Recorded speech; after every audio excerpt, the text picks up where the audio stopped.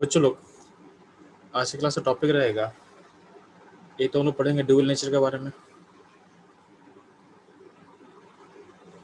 ठीक है, और ड्यूअल नेचर के बाद हम लोग कवर करने वाले हैं D Broglie wavelength. D Broglie wavelength, ठीक है।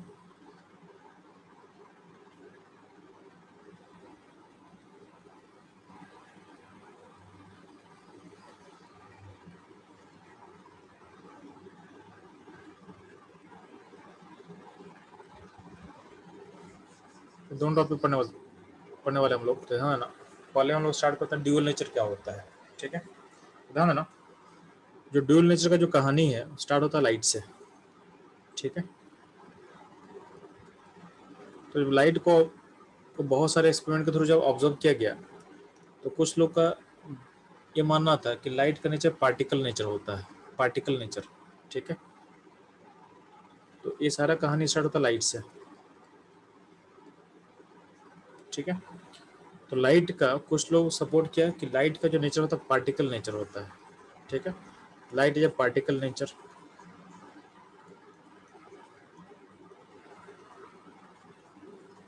इसका मतलब लाइट का अपना एक वेलोसिटी होगा, मोमेंटम होगा।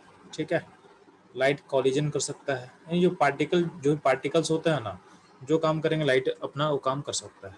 ठीक है, पार्टिकल नेचर को सपोर्ट करने के लिए कौन कौन सा एक्सपेरिमेंट वर्क करता है, तो आइंस्टीन ने एक्सपेरिमेंट परफॉर्म किया था, photo electric effect. Photo electric effect, ये जो एक्सपेरिमेंट था, ये लाइट के पार्टिकल नेचर को सपोर्ट करता है।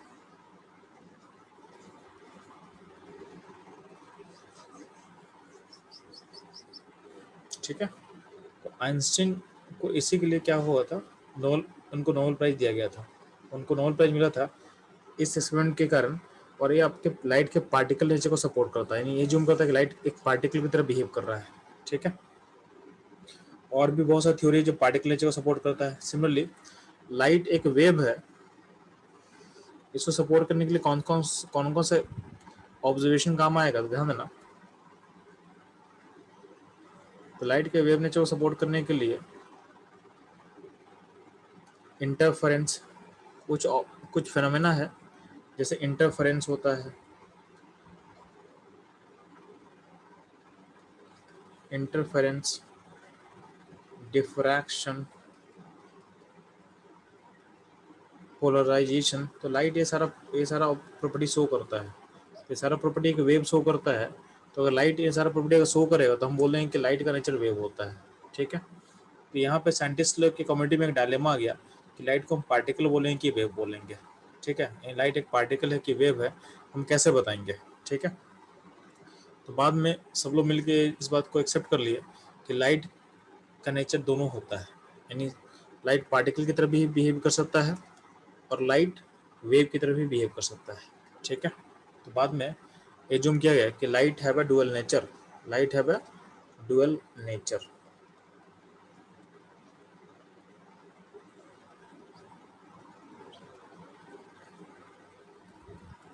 लाइट पार्टिकल नेचर भी शो करता है और लाइट आपका वेव नेचर भी शो करता है। ठीक है, तो स्टोरी यहाँ पे एंड नहीं होता है, ध्यान देना। उसका एक साइंटिस्ट आ गए, डी ब्रोगली साहब, तो ध्यान देना।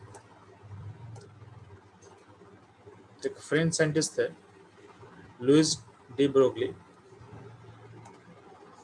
ठीक है, तो उनका सजेशन था कि अगर लाइट का नेचर दोनों होता है, if the nature of light is both, यानी पार्टिकल और वेव दोनों शो कर सकता है, इसका मतलब अगर लाइट ये शो कर सकता है तो जितना ही मैटर होगा यूनिवर्स का,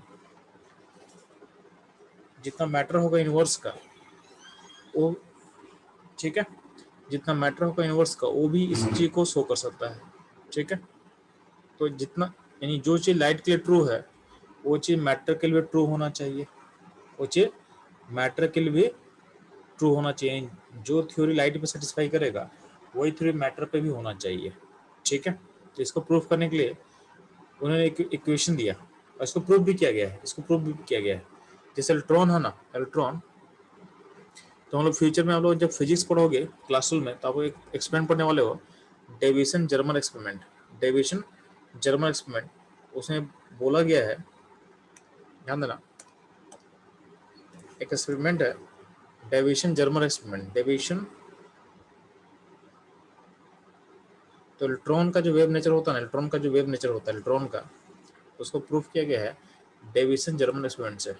डेविएशन मैं लिख दे रहा हूँ,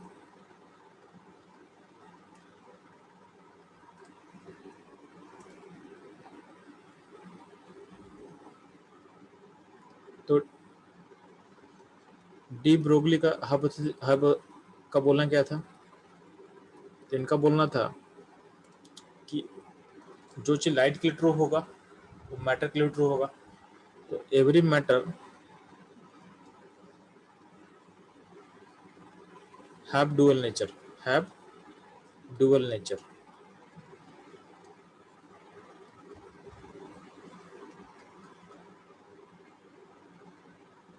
तो इसको प्रूफ करने के लिए बस उन्होंने सिंपल सा इक्वेशन ड्राइव किया। जैसे मान ले वाले पढ़ोगे कि जो भी पार्ट आपका मास होता है ना, मास को अगर आप एनर्जी में कन्वर्ट करते हो, तो जो एनर्जी में कन्वर्जन होता है उसका बेसिस होता है Einstein equation, E equal to M C square, E equal to M C square.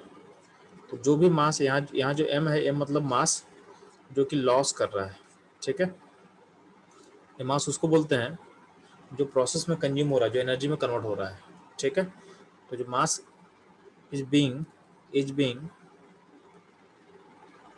Converted into energy, into energy. तो ध्यान देना, तो अगर हम मानते हैं कि कोई पार्टिकल, कोई लाइट का पार्टिकल अगर एनर्जी में कन्वर्ट हो रहा है, ठीक है, तो इतना एनर्जी उससे निकलेगा, इतना एनर्जी निकलेगा, ठीक है। तो अगर कोई पार्टिकल मान लेते हैं कन्वर्ट हो एनर्जी में, तो उसे इतना एनर्जी निकलने वाला है। अब जो एनर्जी निकलता है किस फॉर्म में निकलता है, तो एनर्जी निकलता है in form of electromagnetic radiation.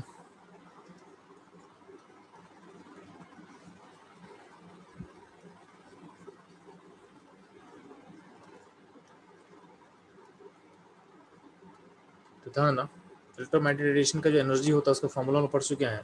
इसका फॉर्मूला होता है एच न्यू, ठीक है, मतलब फोटोन के फॉर्म में, सिंपल सा वर्ड बोले तो फोटोन में कन्वर्ट हो रहा है। और फोटोन का एनर्जी आप लोग पढ़ चुके हो, क्या होता है एच न्यू, क्या होता है एस सी बाई लेमडा होता है, एस सी बाई लेमडा होता है, ठीक है। तो हम बोल सकते हैं कि यहाँ जो एनर्जी जो कन्वर्ट हो रहा है और यहाँ एनर्जी, दोनों एनर्जी बराबर होगा, दोनों एनर्जी क्या होगा, बराबर होगा, using energy conservation, using energy conservation. तो ऐसा हम बोल सकते हैं क्या कि M C square equal to S C by lambda, दोनों एनर्जी का फॉर्म है, दोनों एनर्जी का फॉर्म है।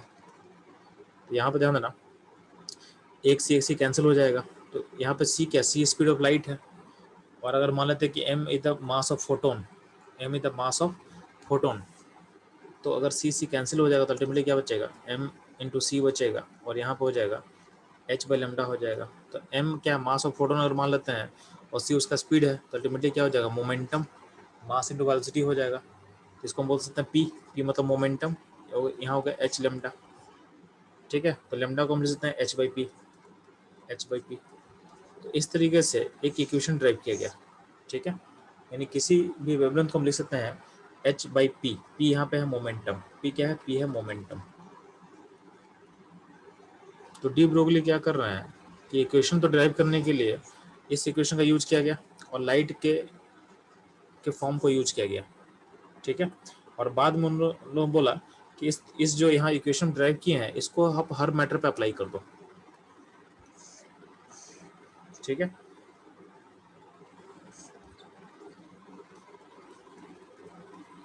अप्लीकेबल फॉर एनी मैटर, इस इक्वेशन को किसी मैटर पर अप्लाई कर सकते हैं। तो सिंपल सा बात है, वेवलेंथ किसका, वेवलेंथ किसका प्रॉपर्टी होता है, तो वेवलेंथ प्रॉपर्टी होता है किसका, तो ये होता है वेव्स का। यानी वेवलेंथ मतलब वेव नेचर है किसी के अंदर भी, ठीक है।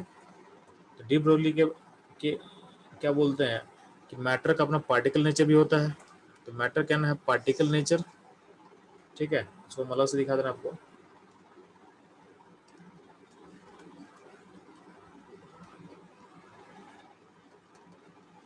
डी ब्रोगली के अकॉर्डिंग क्या हो सकता है जो मैटर होता है, मैटर का अपना पार्टिकल नेचर भी होता है और मैटर का अपना वेव नेचर भी होगा। और वेव नेचर का जो वेवलेंथ होता है, वेव नेचर का वेवलेंथ होगा, उसके लिए फॉर्मूला वो निकाल चुके हैं, लैम्डा इक्वल टू h/p। ठीक है, तो इस लैम्डा को बोला गया है डी ब्रोगली वेवलेंथ। इसको बोला गया है डी ब्रोगली वेवलेंथ।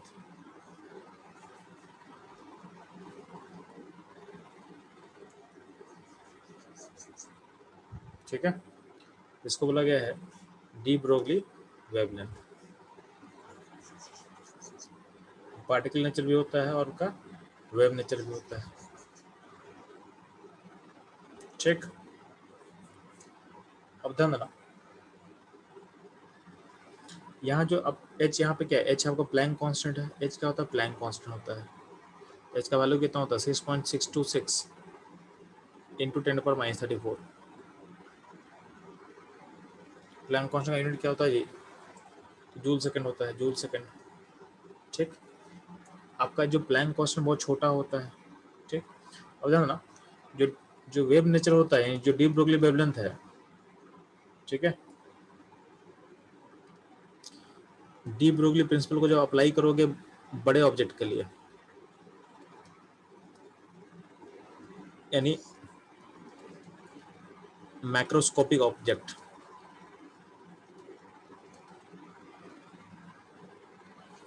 यानी जिसको हम विजुलाइज कर सकते हैं, जो मेरे लिए दिख सकता है। ठीक है, डी ब्रोगली प्रिंसिपल जब अप्लाई करता हूँ माइक्रोस्कोपिक ऑब्जेक्ट के लिए, तो यहाँ जो इसका इनका वेवलेंथ निकलता है ये इनसिग्निफिकेंट होता है। मतलब इसको निकालना या ना निकालो बात बराबर है, ये होता है इनसिग्निफिकेंट।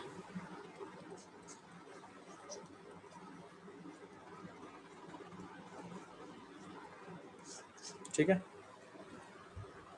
तो इसलिए आता है ऐसा, इसलिए आता है, ध्यान देना, ऐसा इसलिए आता है क्योंकि आपका डी जो माइक्रोस्कोपिक ऑब्जेक्ट है उसका मोमेंटम फाइनाइट होगा। उसका जो मोमेंटम होता है पी होता है, P have a significant value. ठीक है, तो momentum has a significant value. मान लेते हैं कि मोमेंटम का वैल्यू आ रहा है, अगर मान लेते हैं कोई ऑब्जेक्ट है 1 kg का, मान लेते हैं मास उसका है, मास अगर 1 kg का मान लेते हैं उसका हम लोग, और उसका वेलोसिटी को मान लेते हैं कि 10 मीटर पर सेकंड से मूव कर रहा है, तो मोमेंटम वैल्यू कितना होगा, मोमेंटम वैल्यू हो जाएगा 1 × 10 यानी 10 हो जाएगा। तो मोमेंटम 10 हुआ। अब इसका अगर हम निकालते हैं, लैम्डा निकालेंगे तो ये हो जाएगा h/p। h/p तो h/p हो तो h का वैल्यू कितना होगा, 6.626 इंटू 10⁻34 होगा, डिवाइडेड बाई क्या होगा, 10 होगा। ठीक है, तो 6.626 इंटू 10⁻35 -35।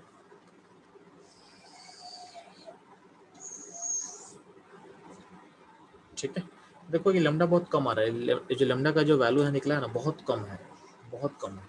ठीक है, ये जी वेरी स्मॉल, इतना स्मॉल है कि it can be neglected, it can be neglected.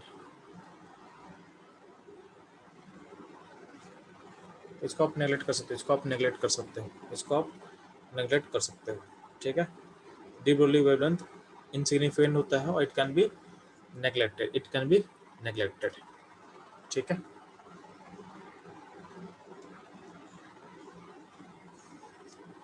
इसलिए बोला गया है कि डी ब्रोगली वेवलेंथ जो होता है, ये जब सब एटॉमिक पार्टिकल्स, सब एटॉमिक पार्टिकल्स या माइक्रोस्कोपिक पार्टिकल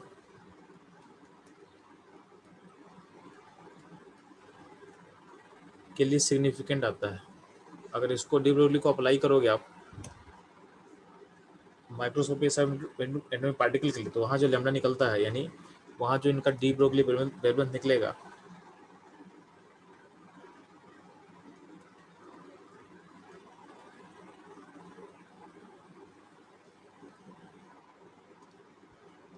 सिग्निफिकेंट होता है, ये सिग्निफिकेंट होता है, इसलिए हम लोग इस प्रिंसिपल को अप्लाई करते हैं। यानी बेसिकली अप्लाई किया जाता है फॉर सब एटॉमिक पार्टिकल्स के लिए अप्लाई किया जाता है। ठीक है, ये ध्यान रखना। तो इतना क्लियर है बच्चों लोग? तो चलते हैं कुछ क्वेश्चन सॉल्व करते हैं हम लोग। पहले कुछ क्वेश्चन सॉल्व कर लेते हैं हम लोग।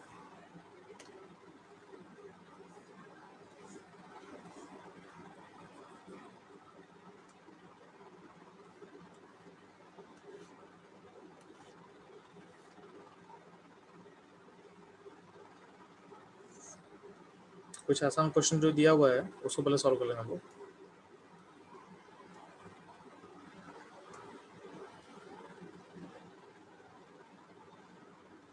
तो बच्चों लोग पहले क्वेश्चन सॉल्व करोगे आप लोग।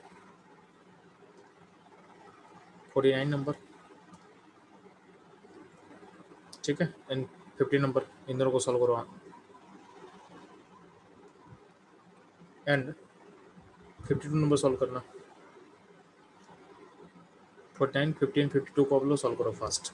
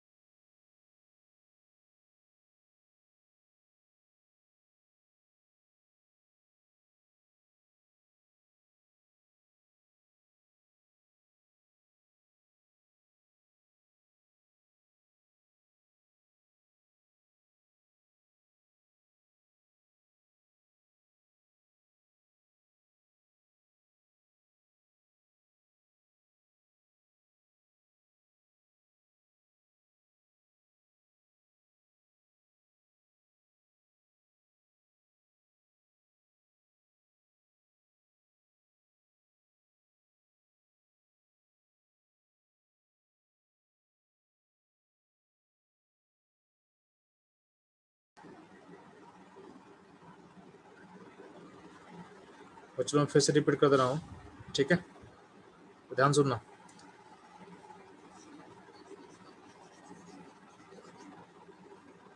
49 नंबर सॉल्व करने के लिए ध्यान सुनना। 49 सॉल्व करने के लिए आपको बेसिकली हम लोग इक्वेशन कौन से यूज करेंगे, तो lambda equal to H I P, इस इक्वेशन को यूज करेंगे हम लोग। ठीक, यहाँ पे एच है प्लैंक कांस्टेंट, जिसका वैल्यू क्या होता है 6.626 इंटू 10⁻34 होता है। इसको आप ऑलमोस्ट लिख सकते हो 6.63 लिख सकते हो। अब ध्यान ना, जो 49 का क्वेश्चन है उसमें मास दिया हुआ है ग्राम में, उसको केजी में चेंज करना। तो 49 का लैम्डा कितना हो जाएगा 6.63 इंटू 10⁻34 डिवाइडेड बाई मास को केजी में चेंज करते तो क्या हो जाएगा 6.63 इंटू 10⁻33 हो जाएगा। और उसका वेलोसिटी क्या 100 है, उसको मल्टीप्लाई कर दे तो अल्टीमेटली अगर कैंसिल करोगे तो वैल्यू कितना आ जाएगा, तो वैल्यू हो जाएगा 10⁻33 हो जाएगा। ठीक है, देख रहे हो आपका ऑब्जेक्ट माइक्रोस्कोपिक ऑब्जेक्ट है तो इसका लैम्डा बहुत छोटा आ रहा है, बहुत छोटा आ रहा है, इनसिग्निफिकेंट है। ठीक है, तो ये होगा 50 का आंसर, सॉरी 49 का। 49 का आंसर क्या होगा, ए होगा। 50 में ध्यान देना, बोला गया de Broglie wavelength of a car mass इतना केजी इन इतना किलोमीटर पर आवर से मूव कर, उसका क्या होगा। तो पहली पॉइंट है कि जो वेलोसिटी का वैल्यू है उसको चेंज करो मीटर पर सेकंड में। 36 को 5/18 से मल्टीप्लाई करो ताकि मीटर पर सेकंड में चेंज हो जाए, मीटर पर सेकंड में चेंज हो जाए। ये हो जाएगा 10 मीटर पर सेकंड हो जाएगा, 10 मीटर पर सेकंड हो जाएगा। ठीक है, अब क्या करेंगे, अब इसका मोमेंटम निकालेंगे। तो मोमेंटम यानी पी क्या हो जाएगा, तो मास हो गया 1000 kg इंटू 10 वेलोसिटी हो गया, तो ये हो 10⁻4 हो जाएगा। और आपको लेमडा निकालना है, लेमडा क्या होगा एच वाई पी कर देंगे, तो एच क्या होगा 6.626 इंटू 10⁻34 डिवाइडेड बाई 10⁻4, तो ये वैल्यू आ जाएगा 6.626 इंटू 10⁻38 आ जाएगा। आंसर क्या हो जाएगा, आंसर बी हो जाएगा। ठीक है। अब ध्यान बच्चों लोग, हम लोग बात करते हैं क्वेश्चन नंबर 52 का, क्वेश्चन नंबर 52 का, ठीक है। तो क्वेश्चन 52 को हम लोग कैसे सॉल्व करेंगे, तो ध्यान सुनना।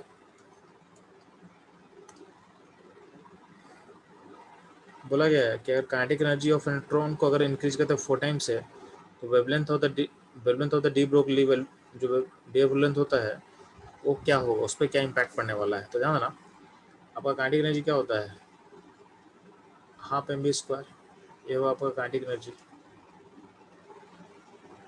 ठीक है। हाफ एम बी स्क्वायर ये होगा आपका काइनेटिक एनर्जी, ठीक। तो हाफ एम बी स्क्वायर होगा काइनेटिक एनर्जी। अब इसमें अगर हम एम से मल्टीप्लाई करते हैं,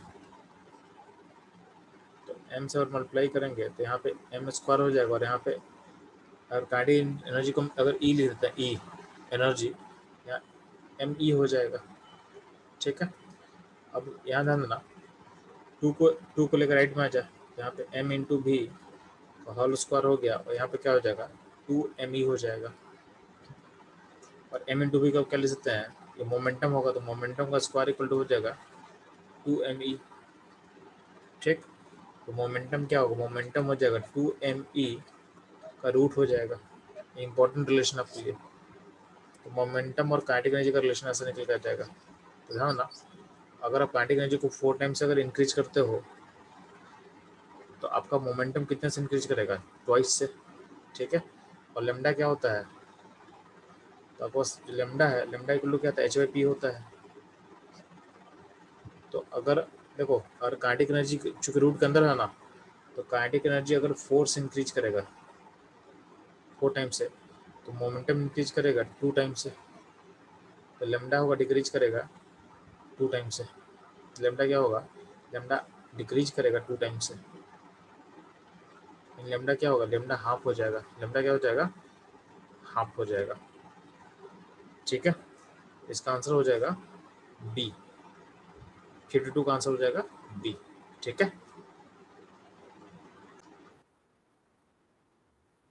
तो चलो अब नेक्स्ट क्वेश्चन अटेम्प्ट करेंगे, अब लोग 55 को अटेम्प्ट करेंगे,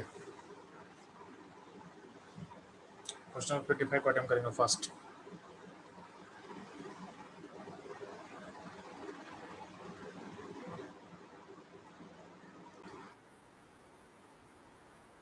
तो बच्चों लोग क्वेश्चन नंबर 55 का आंसर क्या होगा, आपको लेमडा निकालना है। तो लेमडा किलो क्या होता है, एच वाई पी होता है। एच का वैल्यू क्या होगा जी, 6.626, 10⁻34। मोमेंटम कैसे निकालेंगे, मास 60 ग्राम लिया हुआ है, उसको केजी में चेंज कर लो, तो 60 इंटू 10⁻³ ले लेंगे, और इंटू उसका वेलोसिटी कितना 10 है, तो 10 को डाल देना, ठीक। ऑलमोस्ट ध्यान देना, इसको भी 6 मान सकता ऑलमोस्ट, तो नीचे कटेगा, कटेगा तो 10 में कट सकता ऑलमोस्ट, तो नियरली क्या होगा, ऊपर हो जाएगा 10⁻34 हो जाएगा, और नीचे 10 हो जाएगा, इंटू 10⁻³ हो जाएगा, एंड 10 हो जाएगा। तो ऑलमोस्ट इसका वैल्यू रिजल्ट क्या रहा है, 10⁻33 आएगा, यानी आंसर क्या होगा, आंसर डी होगा, ठीक है। आंसर क्या होगा, इसका आंसर डी होगा, ठीक है। बताओ ना, ये जितना भी हम लोग क्वेश्चन सॉल्व किए हैं, इसमें ये बेसिक क्वेश्चन था, ठीक है, इसमें ज़्यादा इंटरलिंकिंग नहीं है, ये क्वेश्चन स्ट्रेट फॉरवर्ड क्वेश्चन था। कभी कभी इसको क्वेश्चन को लिंक कर देगा बोर्स मॉडल से, कभी कभी इसको लिंक कर सकता है आपका फोटो इलेक्ट्रिक इफेक्ट से, ठीक है, और कभी कभी इसको लिंक कर देगा गैसेस शेड के टॉपिक से, उसको भी हम लोग सीखेंगे, ठीक है। जब टॉपिक कवर करते जाएंगे तो इसका एप्लीकेशन में हम लोग को समझ में आते चला जाएगा। बताओ ना, तो चलते हैं थोड़ा सा इसका एडवांस वर्जन में। ये रहा बेसिक लेवल पे हम लोग डी ब्रोगली इक्वेशन खत्म कर चुके हैं, तो इसका एडवांस पार्ट समझते हैं। तो ध्यान देना,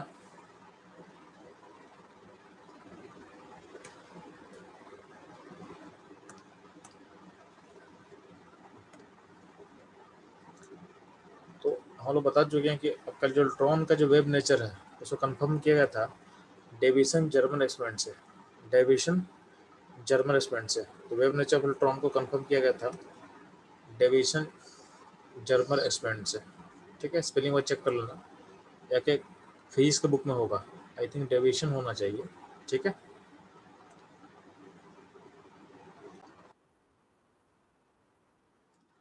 कुछ लोग जो इलेक्ट्रॉन का वेव नेचर था उसको कंफर्म किया गया था डेविएशन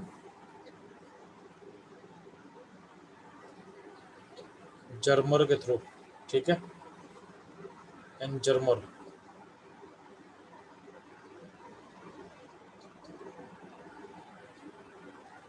ये आप ध्यान देना, ठीक है।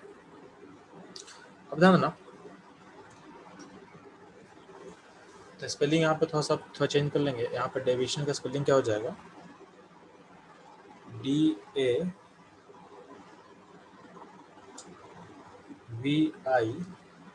DAVISON होगा, डेविएशन स्पेलिंग ये रहेगा आपका, डेविएशन इन जर्मर, ठीक। अब ध्यान देना, आगे बढ़ने से पहले एक डिफाइन करते हैं स्टॉपिंग पोटेंशियल, ठीक है। आगे मैं लिंक करना चाह रहा हूँ, तो ध्यान देना, हम लोग लिंक कर चुके हैं कि जो आपका मोमेंटम होता है, मोमेंटम का स्क्वायर क्या होता है, तो मोमेंटम का स्क्वायर होता है √2 इंटू मास इंटू ई, और यहाँ पे ई क्या था, तो यहाँ पे ई था काइनेटिक एनर्जी। ई क्या है, ई है काइनेटिक एनर्जी। इसको हम लोग प्रूफ कर चुके हैं, ठीक। अब ध्यान देना, आपको समझ में आना चाहिए कि अगर आपसे कोई पूछा जाए, आपसे कोई बोलेगा कि एक बॉल है, इस बॉल को हम यहाँ से फेंक रहे हैं ऊपर, ठीक है, बॉल है जिसको अपवर्ड अपवर्ड वेलोसिटी दे रहे हैं ऊपर में, ठीक है, तो एक बॉल को ऊपर हम फेंक रहे हैं, तो बॉल कुछ हाइट के बाद क्या हो, रुकेगा, कुछ हाइट के बाद क्या हो, स्टॉप कर जाएगा। तो बॉल कुछ हाइट के बाद स्टॉप कर जाएगा। तो मान लेते हैं कि यहाँ पे काइनेटिक एनर्जी हम जो भी देंगे, अगर बोले काइनेटिक का वैल्यू अगर 10 होगा, तो बॉल जब स्टॉप करेगा, तो मान लेते हैं कि इस हाइट पे आके बॉल स्टॉप कर रहा है मेरा, ठीक। तो बॉल जब स्टॉप करेगा तो उस पॉइंट पे क्या होगा, इसका काइनेटिक एनर्जी का वैल्यू क्या होगा, इससे काइनेटिक एनर्जी का वैल्यू 0 हो चुका होगा इस पॉइंट पे,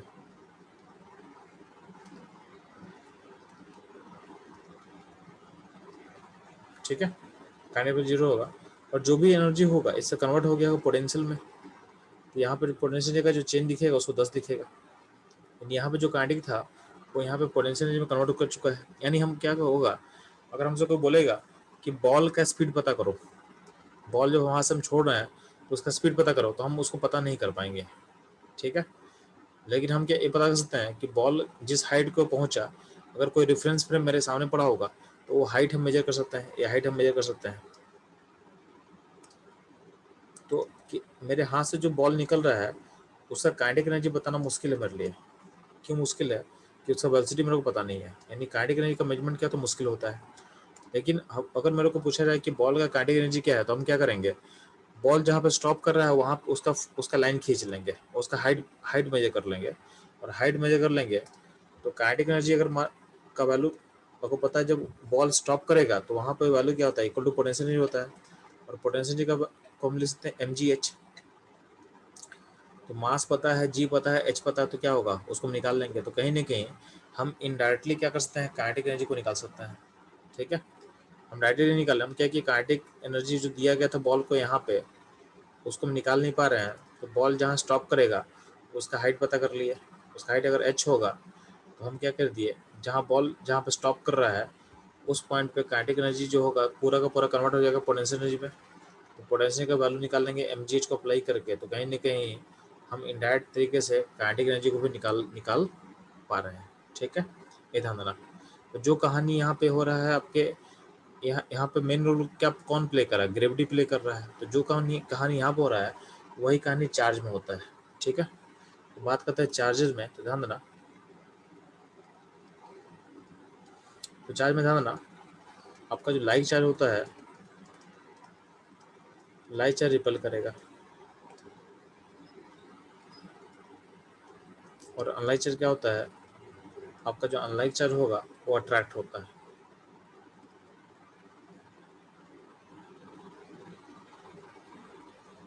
ये क्या होता है, अट्रैक्ट होता है।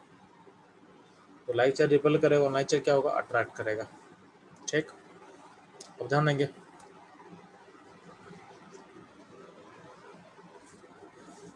तो ध्यान देना है, अगर मान लेते हैं, और अब ध्यान देना, जब चार्ज का पोटेंशियल जो होता है ना, चार्ज का जो पोटेंशियल एनर्जी होता है, तो चार्ज का जो पोटेंशियल एनर्जी होता है उसको हम लिख सकते हैं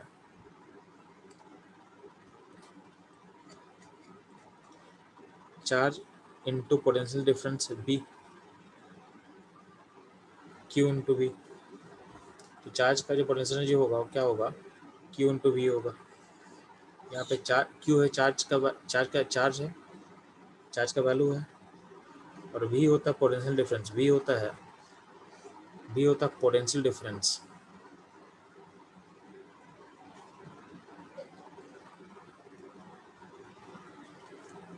तो ध्यान देना, अगर मान लेते हैं कि आपके पास दो प्लेट है, इस दो प्लेट में एक पोटेंशियल डिफरेंस मेंटेन किए हुए हैं, इसका डिफरेंस है वोल्टेज भी है यहाँ पे, यानी भी the potential difference between two plate, और यहाँ पे चार्ज नेगेटिव है और यहाँ पे चार्ज क्या होगा, पॉजिटिव मान लेते हैं। यहाँ पे चार्ज लेफ्ट में क्या होगा, पॉजिटिव मान लेते हैं। तो अगर मान लेते हैं कि इस पॉजिटिव प्लस से अगर कोई इलेक्ट्रॉन जो है, इलेक्ट्रॉन अगर यहाँ पे था और यहाँ से यहाँ मूव कर रहा है, तो इस इलेक्ट्रॉन का एक काइनेटिक एनर्जी होगा इस पॉइंट पे। तो काइनेटिक एनर्जी को मेजर नहीं कर पाएंगे, लेकिन हम ना हमें जरूर बोल सकते हैं कि जो इलेक्ट्रॉन का जो काइनेटिक एनर्जी है, और अगर इलेक्ट्रॉन जब यहाँ मूव कर रहा है और इस पॉइंट पे अगर आकर इलेक्ट्रॉन स्टॉप कर जा रहा है, क्या हो रहा है, इलेक्ट्रॉन स्टॉप कर जा रहा है, इलेक्ट्रॉन का यहाँ पे काइनेटिक एनर्जी जीरो हो जा रहा है, तो आप ये बोल सकते हो कि इस पॉइंट पे जो भी काइनेटिक एनर्जी था इलेक्ट्रॉन में वो कन्वर्ट हो जा रहा है पोटेंशियल एनर्जी में। तो यहाँ पे जो काइनेटिक एनर्जी है वो किस में कन्वर्ट हो गया, आपके पोटेंशियल एनर्जी में। और पोटेंशियल का वैल्यू क्या होता है, तो ध्यान ना, आपका जो Q इंटू वी होता है, तो यहाँ पे चार्ज क्या है, E है, और वोल्टेज भी है, तो यहाँ पे E इंटू वी हो जाएगा। इलेक्ट्रॉन का चार्ज इंटू वोल्टेज हो जाएगा पोटेंशियल एनर्जी। तो कहीं ना कहीं यहाँ जो काइनेटिक एनर्जी होगा उसको आप लिख सकते हो E इंटू वी लिख सकते हो, ठीक। तो इस तरह से आप अगर चार्ज डिफरेंट चार्ज पर अप्लाई करोगे तो उसे काइनेटिक और पोटेंशियल में कैसे लिखेंगे, जब हम चार्ज में हम यूज कर रहे होंगे तो चार्ज का जो काइनेटिक एनर्जी होता है उसको पोटेंशियल लिखने का तरीका होता है Q इंटू वी। इलेक्ट्रॉन के लिए हो जाएगा चार्ज E होता तो E टू वी हो जाएगा। इस तरह से जितना डिफरेंट चार्ज होगा उसके लिए आप लिख सकते हो, ठीक।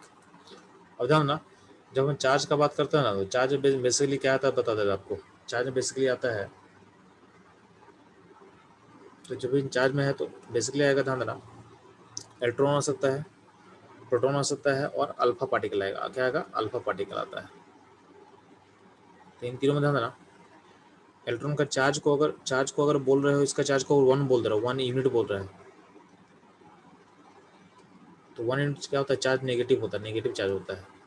तो अगर इलेक्ट्रॉन का चार्ज को 1 यूनिट आप मान रहे हो, तो प्रोटॉन का चार्ज हो जाएगा 1 यूनिट, सेम रहेगा, बट चार्ज क्या हो जाएगा, पॉजिटिव हो जाएगा, ठीक है। और अल्फा पार्टिकल का चार्ज क्या हो जाएगा, तो ये हो जाएगा 2 यूनिट,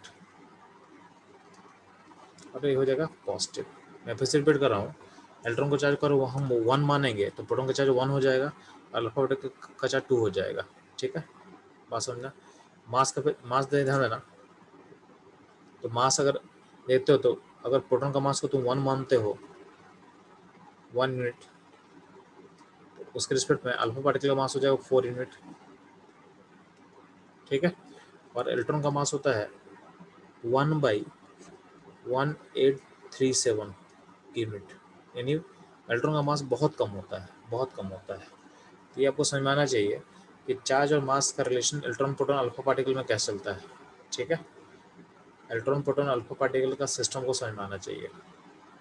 अल्फा पार्टिकल बेसिकली क्या होता है, तो अल्फा पार्टिकल बेसिकली हीलियम, ये बेसिकली होता है हीलियम न्यूक्लियस, हीलियम का न्यूक्लियस। तो हीलियम के न्यूक्लियस में क्या होगा, हीलियम में दो प्रोटॉन होगा और 2 न्यूट्रॉन होगा, बस। इलेक्ट्रॉन तो होगा नहीं, क्योंकि हम बात करें न्यूक्लियस का, तो 2 प्रोटॉन का चार्ज +2 होगा, ठीक है। और 2 प्रोटॉन प्लस 2 न्यूट्रॉन का समेशन कितना होगा, 4 होगा। तो मास हो जाएगा 4 और चार्ज हो जाएगा 2, ठीक है। तो आपको समझ में आना चाहिए।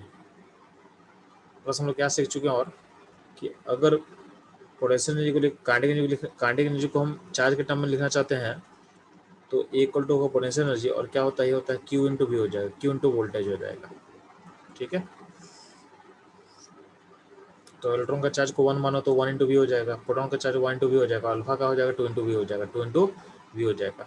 और मास का फैक्टर आपको समझ में आना चाहिए, ये होता है इलेक्ट्रॉन का मास, प्रोटॉन का मास, और अल्फा पार्टिकल का मास, ठीक है। तो एक कंपेरेटिव मास दिया हुआ है, जिस भी यूनिट में लोगे उसके अकॉर्डिंग कंपेरेटिव आप कर सकते हो। ठीक है, अब ध्यान देंगे, इसको अप्लाई करते हैं हम लोग। तो हम लोग सीखे थे क्या कि हमारा जो मोमेंटम होता है उसको हम लोग लिख सकते हैं √2mE। यहाँ पे ई क्या था, ई था काइनेटिक एनर्जी। अगर आपका चार्ज रहेगा तो काइनेटिक एनर्जी को हम लिख सकते हैं EVS, या फिर Q/V लिख सकते हैं हम लोग। ठीक है, तो आपका जो मोमेंटम था, मोमेंटम में जो काइनेटिक एनर्जी है यानी ई है, उसके बदले पुट कर सकते हैं ईवी पुट कर दिए हम लोग। ठीक है, तो मोमेंटम इक्वल टू, मोमेंटम आपके वोल्टेज से लिंक हो जाएगा, यानी पोटेंशियल डिफरेंस जो है उससे लिंक होता है, मोमेंटम को लिंक कर सकता है।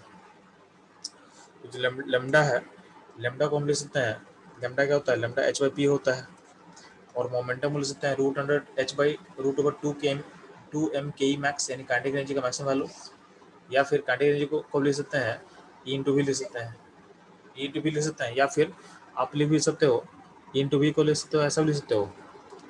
तो आप √ जो E/V है उसको लिख सकते हो Q/V लिख सकते हो, क्योंकि E मतलब इलेक्ट्रॉन है ना, तो यहाँ इलेक्ट्रॉन के लिए वैलिड है। यहाँ पर अगर चार्ज हम चेंज कर देंगे कोई Q, तो उसके लिए QB हो जाएगा, उसके लिए QB हो जाएगा। ठीक है, तो ध्यान देना।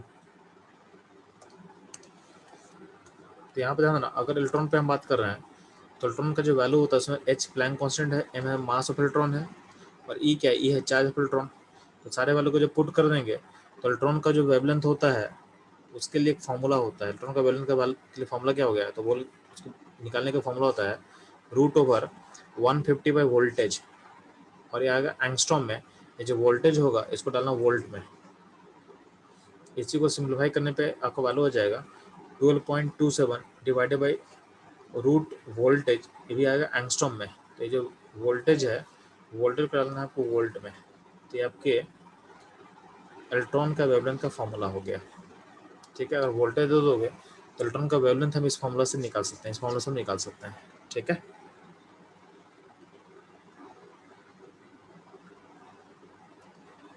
इसका ज़्यादा यूज होता है फिजिक्स में। ठीक है, इलेक्ट्रॉन का वेवलेंथ निकालने का जो क्वेश्चन होता है वो डेविसन जर्मन एक्सपेरिमेंट हम लोग फिजिक्स में सीखते हैं। ठीक, अब ध्यान देना, तो जो लेमडा होता है, लेमडा कहीं ना कहीं H/, क्या होगा, P होगा, और P को हम लिख सकते हैं H/√2mE। E मतलब काइनेटिक एनर्जी, ये मतलब काइनेटिक एनर्जी, और काइनेटिक एनर्जी को लिंक कर सकते हैं वोल्टेज से। H क्या होगा, √2m Q/V हो जाएगा।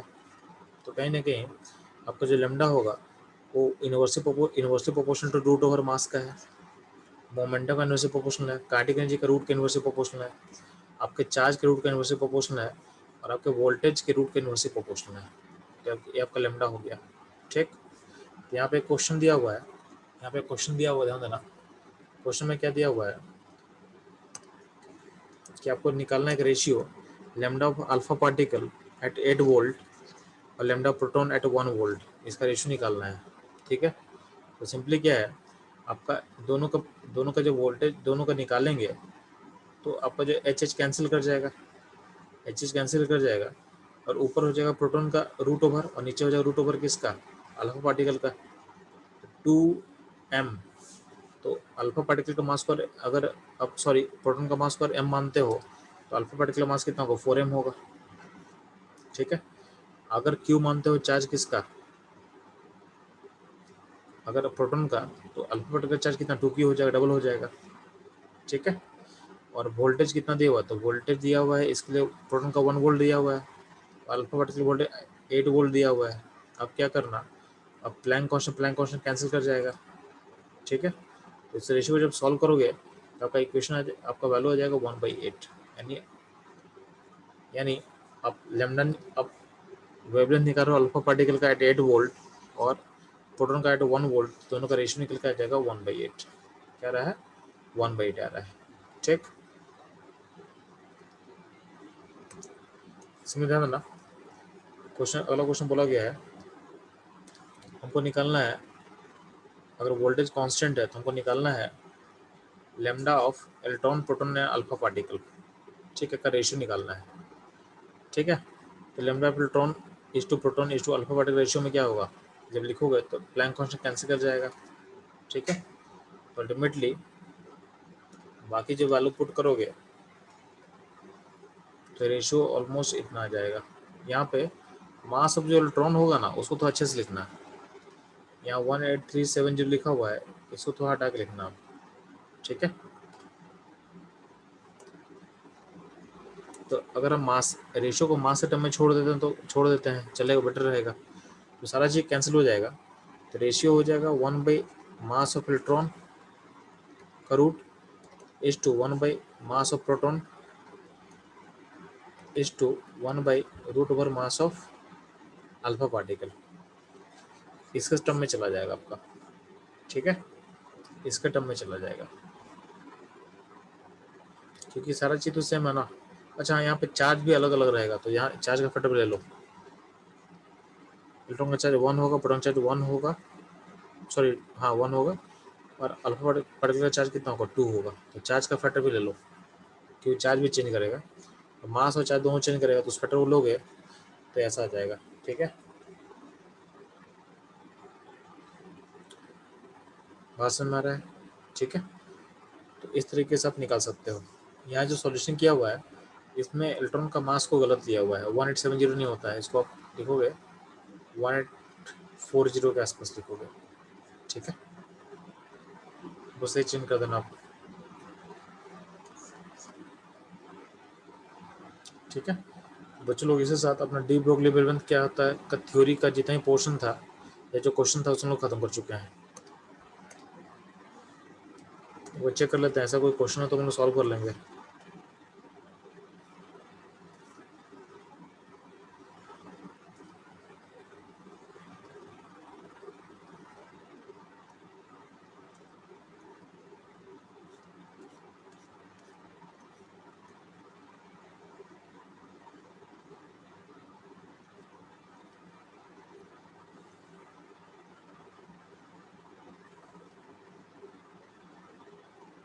ठीक है, तो इस कॉन्सेप्ट पर क्वेश्चन और अपने पास है नहीं, तो ठीक है, तो जितना टॉपिक हम लोग पढ़ चुके हैं वो काफ़ी है, ठीक है।